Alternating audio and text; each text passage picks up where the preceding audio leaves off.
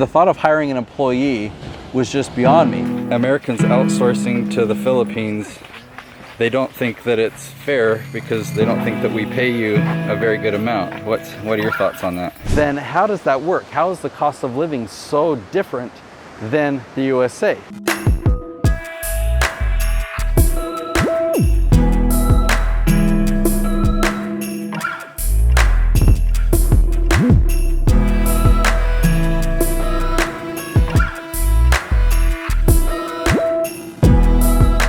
Okay, so I was asked what's the difference between the cost of living in the USA, right? We talk about that so much because I hire people in the Philippines starting typically at $450 a month. And yet that can provide a good living for them. That can be a really big blessing for them. And I'm not taking advantage of them. And if I'm not taking advantage of them, then how does that work? How is the cost of living so different than the USA? Americans outsourcing to the Philippines, they don't think that it's fair because they don't think that we pay you a very good amount. What are your thoughts on that? That's not true. It's a win-win situation because our economy here is different from yours. So you don't feel taken advantage of? Well, no. What would you say are some of your favorite benefits about working from home?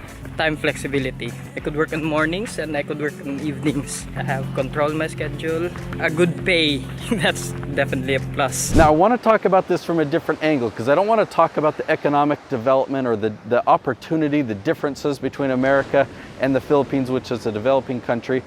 Those are all valid reasons, they're real reasons. I want to look at it from a different perspective. Here in America, we kind of have pride. Right? We have pride of going it alone or being able to make it on our own. And so we don't pool our incomes. I want to move out and separate myself. Instead of living with my parents where they can provide part of the income, I can get a job and provide part of the income for the whole, family or household. As soon as I turn 18, I'm out of there, right? I leave and I go and I need to make it on my own.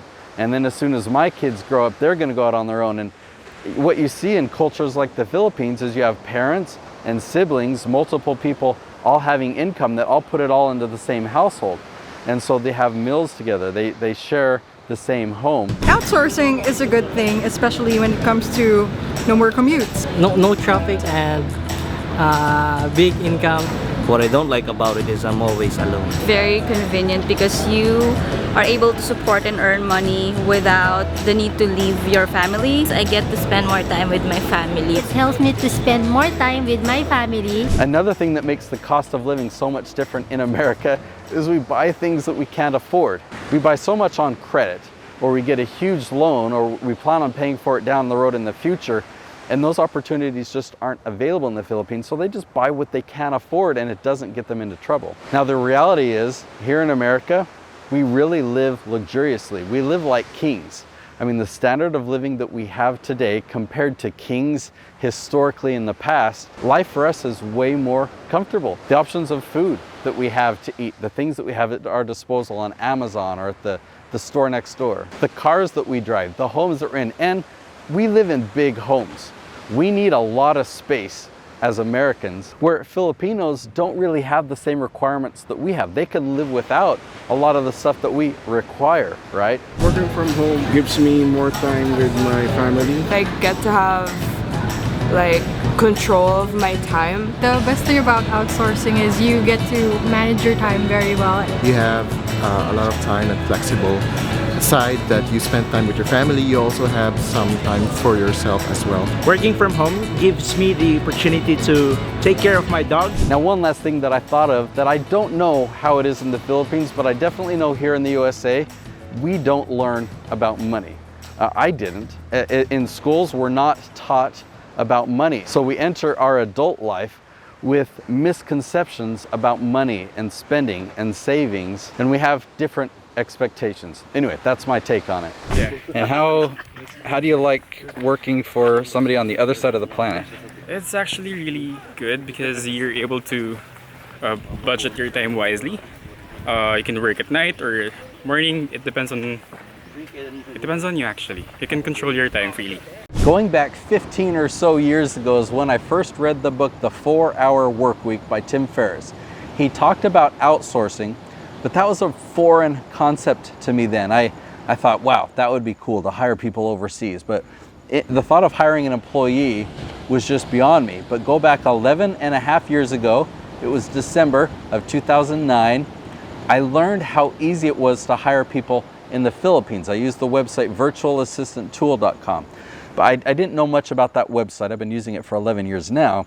But I listened to an audio that taught me that you can hire somebody in the Philippines for $450 per month, and how easy it was. You don't have to go through any agency, you just contact people directly. There's this database of resumes, you can find people, and I thought, this is amazing. And the first person that I hired was an article writer, because I was an article writer at the time. I was getting paid $10 or $12 per article depending on the length.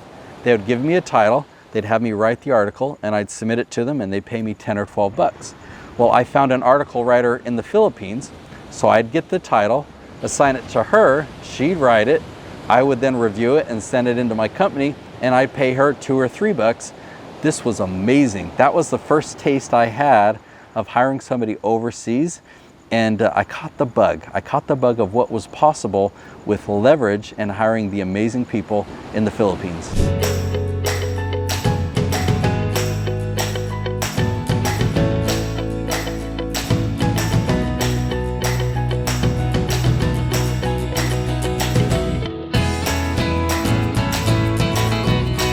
For hiring people in the Philippines and what I do there has kind of evolved and changed.